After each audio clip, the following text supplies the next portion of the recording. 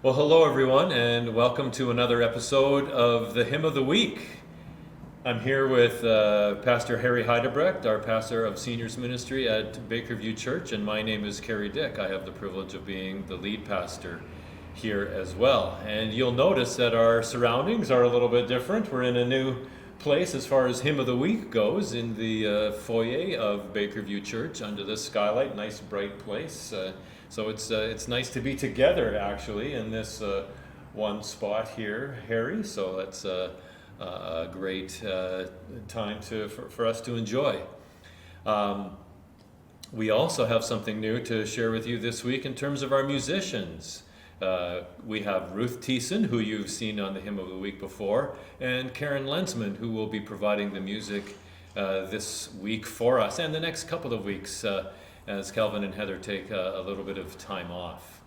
Well, we're looking forward to hearing about a great hymn of love, the love of God, and the passage of the week this week that really helps us focus in on that is found in Ephesians chapter 3, verses 16 to 19, and I'd like to read that for you now.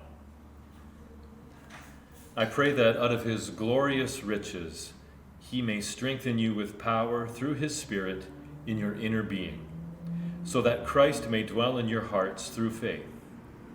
And I pray that you, being rooted and established in love, may have power, together with all the Lord's holy people, to grasp how wide and long and high and deep is the love of Christ, and to know this love that surpasses knowledge, that you may be filled to the measure of all the fullness of God.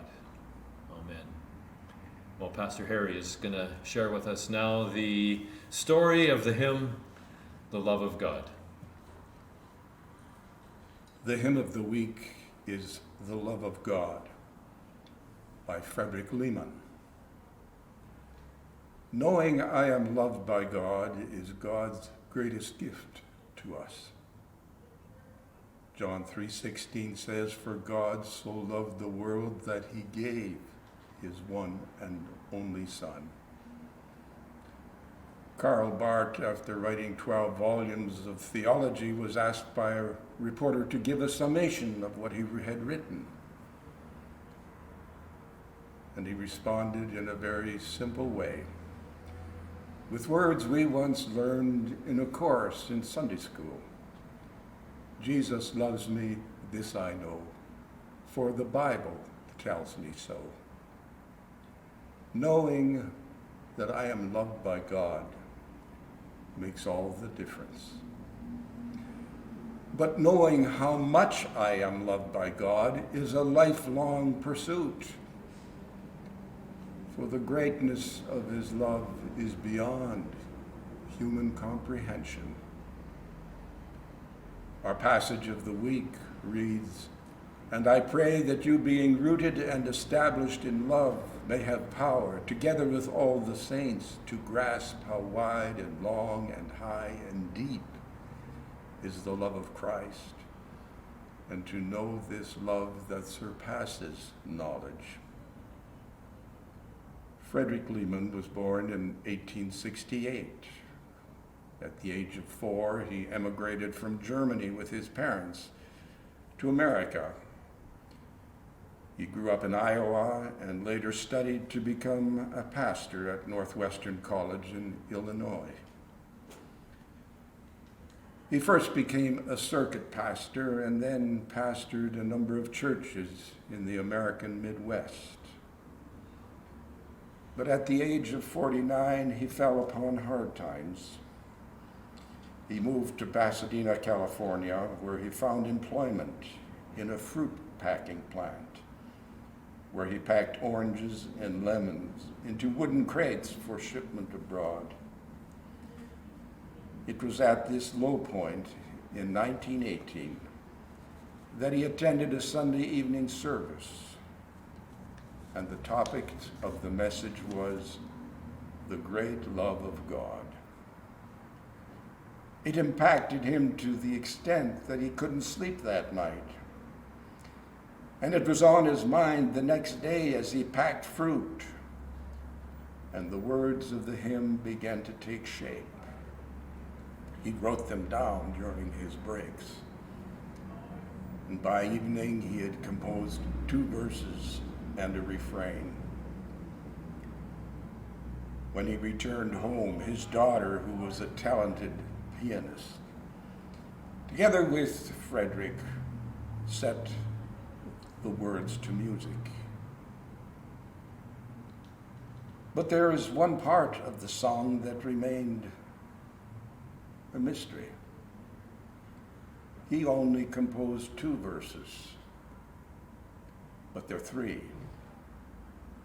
Frederick was not satisfied with the hymn. In those days, to be a full-fledged hymn, you needed at least 3 verses. And he struggled to write the 3rd, but without success. In his frustration, he remembered that one time at a campfire service, someone had slipped him a card with words on it.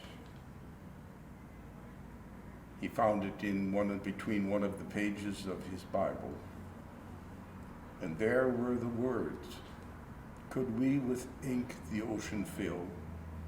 And were the sky of parchments made, were every stalk on earth a quill, and every man a scribe by trade, to write the love of God above would drain the ocean dry, nor could the scroll contain the whole, though stretched from sky to sky."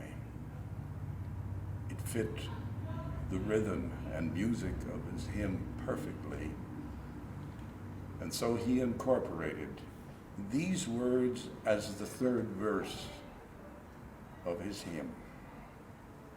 He acknowledged that they were not his words. And for years afterwards, people speculated about the source of these words. One story was that it was found written on the wall of a room in an insane asylum, as they called them then. And someone had written them and recorded them. Another was that he had found these words were found on the wall of a prison cell and discovered by a painter who had come to repaint the cell. A third possible source, perhaps the most credible, traced these words back to an 11th century rabbi who wrote an acrostic poem in Aramaic, a poem of 90 couplets, in which he described the history of God and his people. In his poem, there were found these words, originally written in Aramaic and now translated in English. Regardless of the source, perhaps the greatest miracle is this, that the words were preserved and that they were anonymously passed on to Frederic Lehmann to become a part of one of the greatest Christian hymns, the love of God. There is no greater theme than the love of God. This is one of those rare hymns that not only describes his love, but leads us into the very presence of God in a spirit of awe and worship. Listen to the hymn as it is played for us by Ruth Thiessen at the piano and Kerry Lenzmann playing the flute.